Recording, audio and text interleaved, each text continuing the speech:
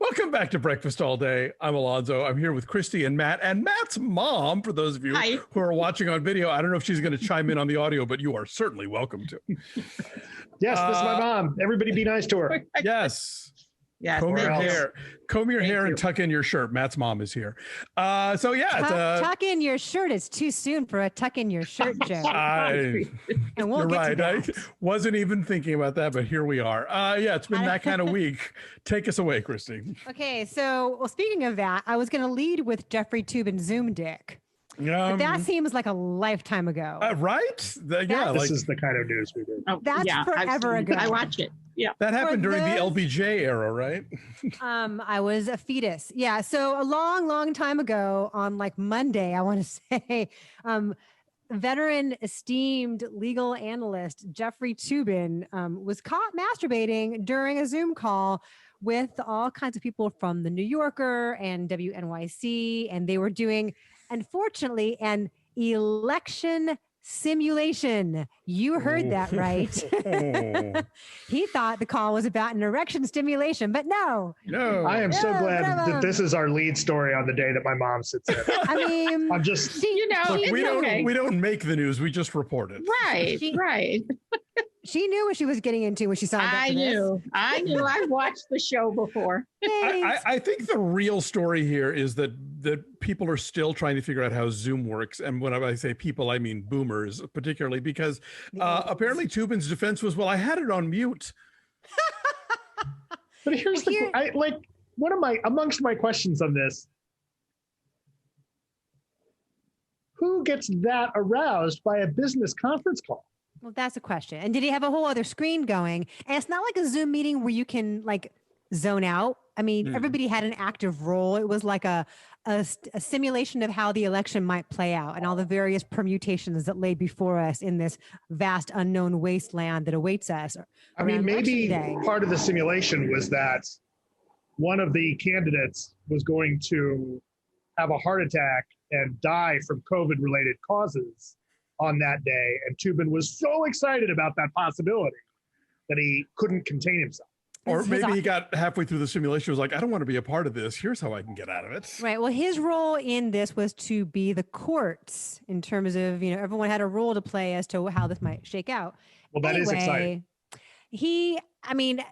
I guess he's going to lose all his jobs or at least be suspended from it. But it's unfortunate. And it's a punchline, but it's also like a serious, like, hazardous workplace environment. Like, it's sexual assault. Like, there are women on this call. There are coworkers on this call who had to see his genitalia. He was, stimulating himself in the middle of work. This is a hostile work environment. So joke all you want. I mean, yes, and I don't want to diminish that in any way, but I will say, just to play devil's advocate a tiny bit, like if he thought his camera was off, he was not intentionally trying to, he was not Louis C.K.ing it. He was not intentionally exposing himself to these women if he thought his camera was off. If not, obviously, then yes, it's a whole other ballgame. He was jerking off at work. Yeah. Right. Right. As somebody, statistically speaking, he is not alone in that. Okay, but like, I'm not paying. There are certain things I do not pay my employees to do. That's one of them. Like I'm not asking you to do that on the clock. You never see anybody's labia on a Zoom call. Well, nobody gets paid to play Minecraft at work either, and I bet you that's happening. Anyway, so that was the lead thing until the Rudy Giuliani news came out. And we're going to get more into that when we talk about Borat, because we will, of course, talk about the Borat sequel. It actually came out early. They put it out last night on Amazon. To compete with the debates. It was on the exact same time at the debates. Like, what would you rather watch? And to refute Giuliani's, they'd already put just that clip up to refute Giuliani's claim that it's all lies. I mean, again, anyone who wants to have us do the deep dive on that part of the story, watch our Borat review. But we will. Anyway, so that's an unfortunate also. This week, we have a lot of news this week. Yeah, so the debates were last night, as you guys mentioned. Did you watch? Oh, hell no. The final presidential debate. I already voted, so that's my excuse to not have to listen to any more of this stuff. I already voted too, but I watched out of curiosity to see if we would indeed get this new measured tone, this pivot from Trump, and he was like comparatively sedate for the first hour, and then it's like his tranquilizer wore off, and he was the asshole that we know him to be. I was going to say, was he sedate or sedated? Yeah, he wants to be. So that was I watched it. Whatever. It's all ridiculous. The mute button was not used frequently enough for my personal liking, but Kristen Welker did a great job. Also this week, Trump walked out on his 60 Minutes interview with Leslie Stahl, or at least he didn't want to come back for the second part of it. Yeah. This weekend on 60 Minutes, she sat down with Trump and Pence and Biden and Harris, and he didn't want to do any more after the beginning part of the interview. He thought she asked nasty questions because she's a woman, and you know. Oh yeah. Didn't he also tell the black moderator of the last night's debate that he was the least racist person in the room? Right. Kristen Welker is half black and half Native American. Yes. Anyway, so he didn't return for the softball walk and talk with Mike Pence, and then he released his side. The picture of the book. Are we going to talk about the picture of the book that they handed Leslie Stahl? They put out this giant book that was supposed to be the healthcare plan, the elusive. Here's all the stuff that we've done, and just like blank pages. It's like a giant stack brown thing of blank. I don't know. Do they think that one of the top, most famous reporters in the country, who is one of the anchors on the show that is known for being super hard hitting, is not going to open the book? This is a pattern with them. Like they'll do these press conferences with the big binders and the stacks of paper like that. Or like, look at all the things I'm signing like that. He thinks that's what works looks like, because it's take your child to work day all the time with him. But I think if you go to Spencer Gifts and you want to buy a giant book that says Trump's accomplishments on healthcare and it's full of blank pages, like it's available for $9.95. Cute. So have you guys seen this cute Mel Brooks video? Yes. Mel Brooks posted this video on Twitter with his son, Max Brooks, and his grandson. And he just had a birthday this past week. He turned 94, 98. Something, yeah. And he's sitting at his kitchen table, and his son and grandson are behind him on the other side of the sliding glass door because of COVID. And in all his many years, he has never done any kind of political endorsement like this, any kind of video like this, but felt compelled to do so to get folks to vote for Biden. And it's about coronavirus. He's saying, I can't see my family because of his handling of coronavirus. So it's very cute. Right. It is on Twitter. And real quick, Max Brooks' World War Z novel, which is this scathing indictment about how governments and countries deal with pandemics, even though it uses zombies, Good point. rings disturbingly true at this point. That is funny. Also, there was, or tonight actually, there is a virtual fundraiser with Julie Louis-Dreyfus, Jason Alexander, and Larry David tonight for Texas Democrats. There's some kind of super bad thing happening, like a super bad virtual watch party happening with Jonah Hill and folks involved with that film. So I heard there's some sort of like Happy Days reunion that's a fundraiser for one of the state Democratic parties, which I only heard about because Scott Baio complained about it. Because he wasn't invited. Exactly. And then there was a Kamala Harris fundraiser with a bunch of folks from the Avengers, but not Chris Pratt. And so then there was all this like backlash on Chris Pratt, like, oh, he's like the one guy who didn't go because he's conservative and he goes to the church that is against gay people. And there's a lot of issues about Chris Pratt, and what I find most interesting, though, and a lot of people on Twitter sort of called this out, is the number of like Robert Downey Jr. and other co-stars of his who leapt to his defense when Twitter decided to drag Chris Pratt, and the fact that these same people were silent when people were coming after Brie Larson for daring to play Captain Marvel, and who were coming after people went after Anthony Mackie for being named as the new Captain America, for getting the shield at the end of that. People were really upset. And then a lot of people are particularly disappointed with Ruffalo, because Ruffalo, who's been out stumping for very progressive candidates and really, really out there, for one person pointed out that for Ruffalo to write something about Pratt being this, as solid as they come and very cool, it's like, none of the stuff that Pratt has said or done or even associated with really affects Ruffalo personally. And so sure, from his perspective, Pratt's great. And the thing is, like, you've heard a lot about Pratt on set can be fairly cool, right? But it's part of it is like, where is your money going? What are you doing? That kind of stuff. And again, back to what you were talking about, Alonso, like, man, where were you guys when everybody else, like when Tessa Thompson was talking about Valkyrie in the Thor movie being gay, like, right? And everybody flipped out about that. Where were you then? Yeah, like, I mean, you know, I have my own feelings about Chris Pratt's, you know, political and spiritual and whatever, and Anna Faris, you know, aspects. But it is the fragility of white men's feelings that other white men feel the need to come rushing out for, that I'm just like, do we have to go through this again? Yes. Well, I think the thing that binds them and protects them all isn't political connections or anything as much as it is like it's money. Oh well, it's money and class, right? Wealth and fame. It's the Ellen blanking on his name, the short comedian Kevin Hart thing. Kevin Hart. You know, where like we'll circle the wagons for them. Exactly, and it's like this has nothing to do with anything that you really care about. This has to do with wealth and privilege. Right. And also like looking out for your friends and like making sure that exactly for the future they come on after record. you next. Yeah. Well, but also because Ellen's not mean to Kevin Hart, right? Like he's at her level, so she's not. Right, but Kevin Hart's homophobia doesn't really doesn't bother Ellen because she's a rich person, and so that's ultimately all that matters. The Princess Bride, speaking of fundraisers, the Princess Bride script read that happened recently for Wisconsin Democrats raised $4.3 million. Wow. So these things work. They sound like, oh, they're fun, let's get together and do it. But they work in terms of fundraising. So great. There is that. Disneyland is going to remain closed for the foreseeable future. And the president of Disneyland is pissed. And he put out this like scathing, bitchy response to Governor Gavin Newsom about, well, Gavin Newsom doesn't want to let our businesses open and blah, blah, blah. I mean, who wants to go to Disneyland?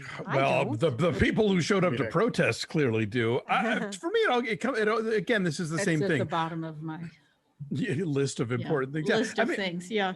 We're not sitting here being like, oh, yes, let all the movie theaters and Disneyland die. We're saying there should be a government in place that A, takes better care of pandemics, and then failing that, B, provides some sort of economic incentive, not necessarily for the giant corporation, but for the thousands of people that work there that are currently being screwed over and can't collect the salary that they would normally be getting, but neither of those things are happening. It'd be interesting to run the numbers on the collective salary of the people working in both parks and measure that against the salary for the chair and some of the other folks on the board and some of the other top executives that are like running the studio and Kevin Feige and those types and who we figure could probably go a year, probably like at the money that they're at.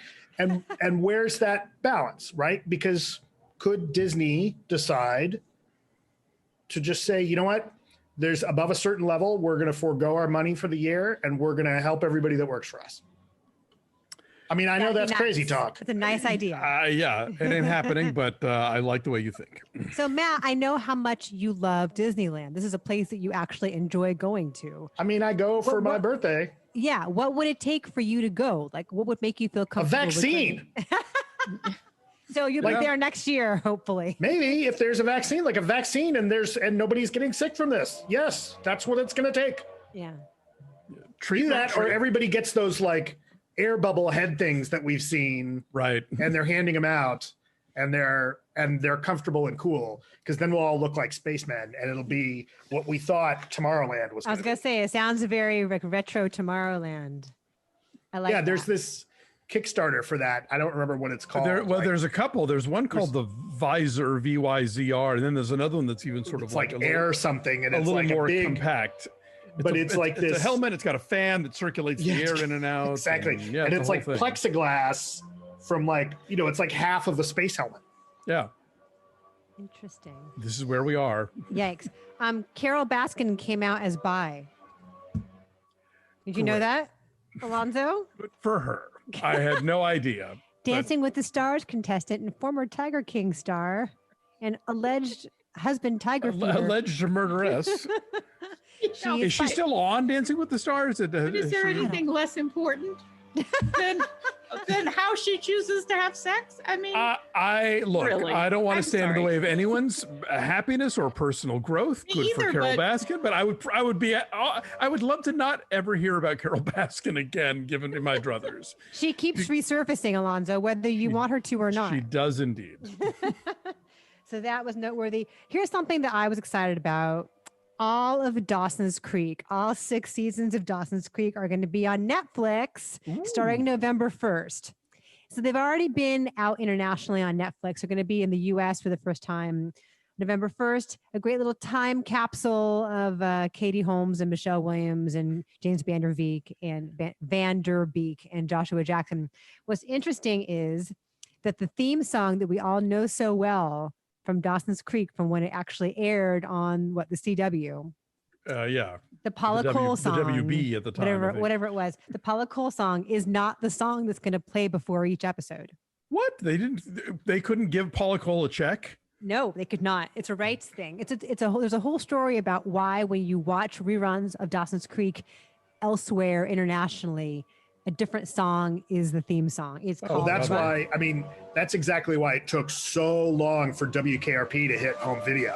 Oh, right. No. On the first run, they were playing current songs. So, Christy, you were saying, what's this other song called? So it's called Run Like Mad. It's by Jan Arden. She's a Canadian singer-songwriter. And she was initially asked to write the theme song for Dawson's Creek. And she did that. But then when they did promos for the show, back when it first aired like 20 something years ago, they played Paula Cole's I Don't Want to Wait along with the images, and it worked so well. And everyone's like, oh, of course, that's what the song should be. So that ended up being the song, but they didn't secure the rights. And it's so intrinsically tied to that show. Like it brings back all that nostalgia. Right. Yeah. But they didn't write her a check, as you say, and so they don't have the rights to that. The so Revenge now, of Jan Arden. Right, so now Jan Arden gets her song out there. So it's called Run Like Mad. It is also sufficiently angsty. It fits just fine with the opening intro, with all of them frolicking on the beach in Cape Side. It'll be interesting because when Friends started airing on Netflix and like college students and 20-somethings started watching it for the first time and we're sort of appalled at the 90s-ness of it. And we're like, I'm wondering like now what's going to get dragged from Dawson's Creek is inappropriate now. Couldn't they do those of us that are old enough to remember primetime shows in the 80s, like if they wanted to have Michael Knight driving around to some current rock song, they would have somebody perform it that wasn't the original recording that they would use. So couldn't they just find someone to record I Don't Want to Wait? This was their own version of that? Except for like something like WKRP. I think Miami Vice was really the show that started that whole thing of like, let's do the now songs with the real versions. But so I mean, Freaks and Geeks, apparently it cost them a fortune to finally put it out on DVD because they had to go back and re-establish all the rights stuff to all those songs. Yeah, it's very interesting. Quibi is shutting down. 6 months into its launch, $1.75 billion later, Quibi is no more. And if they hadn't told you in the news, would anyone have noticed? I've never seen a single thing on Quibi. Have you guys? I have, only because my T-Mobile phone account got me a free year of Quibi. And I'm like, all right, I want to see what this is. I want to do and I watched like one episode of the Chrissy Teigen Judge show. And I watched 2 episodes of the Paula Pell Murder, She Wrote parody. And I was like, okay, I'm done. I'm good. So yeah, I've seen enough. If you want to catch up on your Quibi, December 1st, it's all gone. Yeah, Quibi is such a great example of people who run studios and have successfully run studios not understanding what makes tech work. Like they just don't, right? And there's people on the other side. There's people in Silicon Valley that want to disrupt everything, and including the movie business. And a lot of them fundamentally don't understand the stakeholders in the movie business, both at the studios and the exhibitors and the audience, like things a certain way and can block what they're trying to do, or just don't understand the business. And, you've got both sides like, oh, well, we're going to get into this. This will be the kind of thing they teach in business schools. As What not to do. Don't do this. Yeah. We have a couple of movies that have moved their release dates every week. We have more and more. Legally Blonde 3 has been pushed to May of 2022. Okay. And Nia DaCosta's Candyman has now been pushed to next summer to August of 2021. Yes. So yeah, keep track of all those things. This is, I mean, I don't know what the magic cutoff point where everything gets to stay where it is. Is it that like New York and LA movie theaters are open again? Or is it that capacities climb? Like, I don't know what the, well, obviously, ultimately, yes. You know, treatment tracking and whatever the other T was. I always forget. Testing. Thank you. You got to test first. Testing, tracking, and treatment. That's the other. Pterodactyl. And Tapatio sauce. Shoot. Oh, rats. So yeah, I think this is just going to be a kind of thing where it just becomes the game of like, move it up 6 months, move it up 6 months, move it up 6 months. You know, for who knows how long. And we'll keep following them because what's left? Like, is Wonder Woman? Did it finally move, or is it still in December? I think it's still just hanging out there, okay. But I can't see it happening. You know, the guy who runs AT&T just said the Tenet release was a mistake. Yeah, I saw that. Like we had to do it. We had to do it, but we learned a lot from it.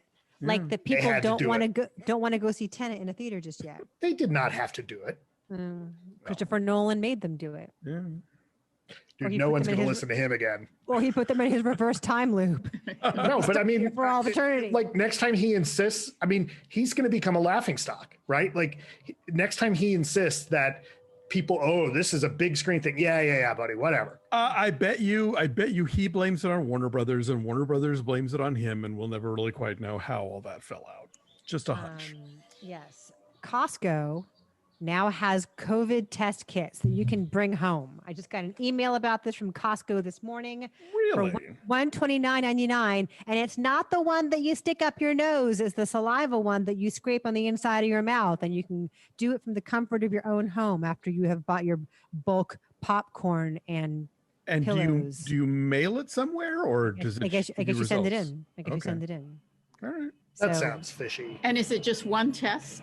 I don't know. It's a good question. You'd think they would do like 12 packs. Exactly. Yeah, right, you can't get one of anything at Costco. Buy them in bulk. Right. They should just do samples of them when you're walking down the aisles. COVID test. Test? Yes. We'll have more ready in a minute. COVID test. So that's exciting. Warm. Have you guys had a COVID test yet at this point? I have not. I have. Okay. You have? I have not. Yeah. Have you not? Now, Matt, when you went and did yours, how did you do it and where'd you go? I went to a doctor friend of my wife's, and it was the big giant Q-tip. Okay. Did it hurt? Yeah. I wouldn't say it hurt, but it was like, it was just super uncomfortable. Unpleasant. Yeah. I did a finger prick, which was, I realized it's not a COVID test. It's like an antibody test. I am going in. We're going to do drive-through flu shots this week, though. Oh, fun. Okay. So I've had my flu shot. Good. So have I. Yeah, good job. More than ever, we need this. Yes, we do. Speaking of health, we got a couple more things for you, and then we'll move on to marquees. Rush Limbaugh says he is, quote, under a death sentence under advanced stage 4 lung cancer. A death sentence? This is his phrasing. I'm under a death sentence. Like he's close. Like it's progressed so like his days are numbered. Yes. Oh, I thought he was like trying to blame the feminazis for him getting like. They gave it to me. The liberal media is all been hoping he's going to die and he just can't survive. No, so he is not doing well. He's been sick for a long time. But the very, very sad news is that Jeff Bridges has lymphoma. Oh, yeah, yes. That's very sad. And he's so wonderful and so cool and has such a sense of humor no matter what, that he wrote on Twitter to announce that he had cancer. New shit has come to light, which is a great Lebowski quote. Yes. Yeah. So he said his prognosis is good. So we will think good thoughts for Jeff Bridges. This cancer aggression will not stand, man. It will not stand, man. So that is all I have for you. You have some marquees, correct? Yes. All right, so this first picture comes from a news story about New York theaters opening. This is what we opened the show with. This is the American Theater in Canton, New York, near Lake St. Lawrence, which is very, very, very upstate New York, right at the border. And this is a picture that was taken in March, but it's mentioning that Governor Cuomo has finally said that as of today, the 23rd, theaters can open, but in New York, but only at 25%. Okay. And not in New York City, right? I don't think in New York City, but as we've seen, and actually later in this, there's, a lot of the theaters have been complaining that, all the theaters open in all the states but us. What the hell, Cuomo? So, yeah. All right. Next up, Bobby Lane sent us a bunch of pictures, and he writes, "Hello, Christy, Matt, and Alonso. Hope you're doing well. Earlier this week, I had the cause to travel back to Long Island, where he lived for 40 years before moving to New Hampshire. While tending to some personal business, was able to find the time to visit some Long Island theaters that his wife and he used to go to. They were all single-screen movie houses originally, and then subsequently divided into multiple smaller screen theaters. So this is the Manhasset Theater, and they're showing Wendy and Onward and Call of the Wild. Have they budged since March? Because those were all titles. Right. I'm not sure that they have.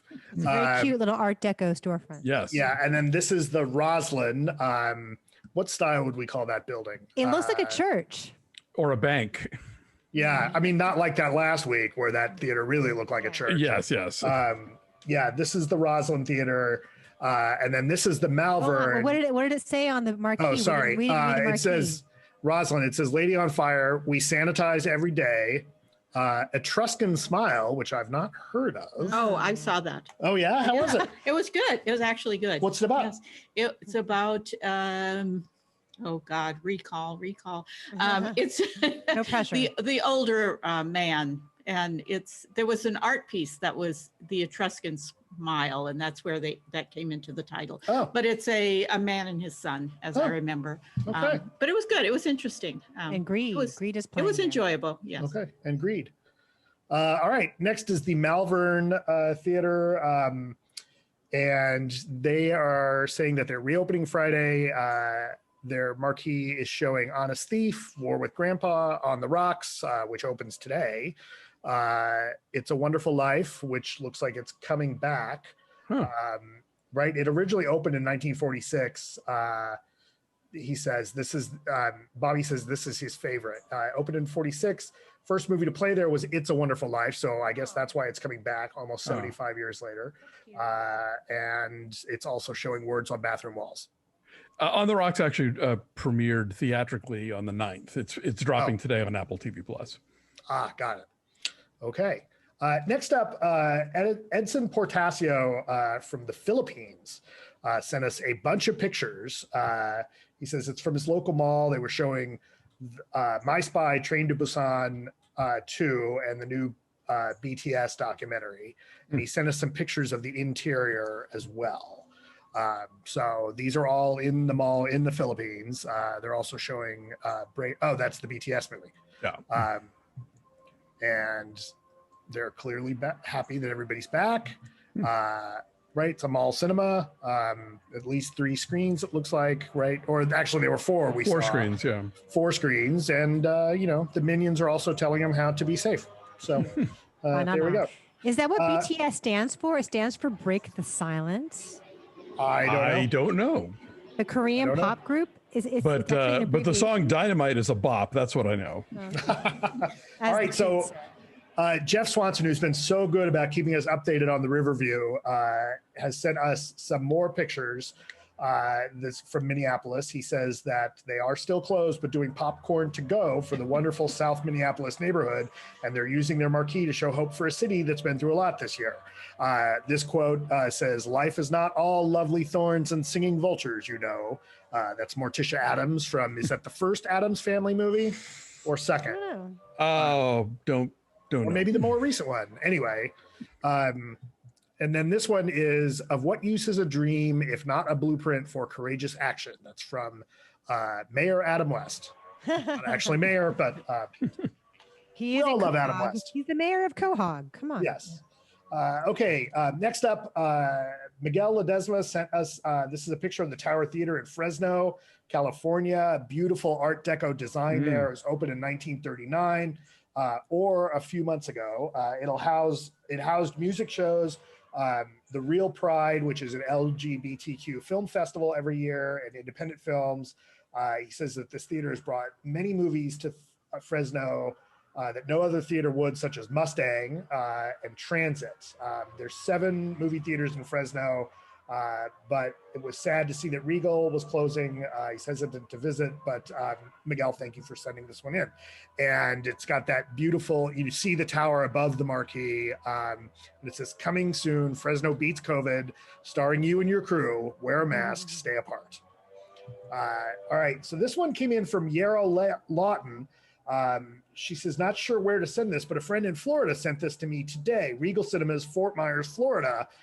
We mentioned that Regal was complaining, among other people, about Cuomo's theater practices, and New York theaters still closed with no new big movies released. Open New York, open our theater. So I guess Regal had a mandate to put on all of their marquees, call out Governor Cuomo, which It's an interesting strategy. I know, right? Not sure it'll help, but okay. So this one, Alonso, you sent in, comes from a story from the Conversation Picture House, and it reminds us, after all, tomorrow is another day. Back soon, folks. Right? Yes. We'll deal with that tomorrow. And then I have one more that I thought was particularly fun from Texas, the El Arroyo. It says on their sign, in 20 years, our country will be run by people homeschooled by day drinkers. So here's what we have to look out for. The beloved El Arroyo in Austin. They're not wrong. This week. No. That's it. Thank you to all of you for sending that in. It's so great. Yes, we appreciate it very much. So I'm going to point out my tiki mug for today. This is from the Hale Pele in Portland, Oregon. In Portland, Oregon, yes. This is from last year when my mom and I drove down from Washington down to Palm Desert and took a tiki bar tour all the way. And Hale Pele was a at wonderful everyone we could find. Yes, and that was a wonderful bar. It was wonderful. With their lowered behind the bar. So you sit at a regular chair, and everybody behind the bar has walked down into a pit. Right? Like one of those sunken bar kind of things. Anyway. Now we see where you get this obsession. All right. Thanks for watching, everybody. Like this video, subscribe to our YouTube channel, follow us at BeFastAllDay on Twitter, Instagram, and Facebook. Check out our Patreon page over at patreon.com/BeFastAllDay. Wrapping up this week, the current seasons of The Vow and Lovecraft Country. Mandalorian's coming up. And next week, we'll be reviewing the horror film chosen by our subscribers. And it's neck and neck going into the finish. Tonight is when the voting stops. So find out next week what it is that we're covering. Anyway, we appreciate you. Thanks for being here. We'll see you guys next time. Take care of yourselves and each other. Bye. Bye.